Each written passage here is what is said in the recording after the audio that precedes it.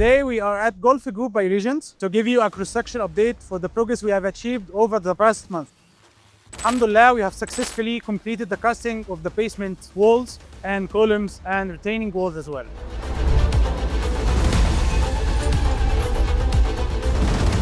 So today we have the casting of the ground floor slab, which is a very important milestone in our project. Alhamdulillah, we are on track thanks to the dedication and hard work of the entire team. Thank you.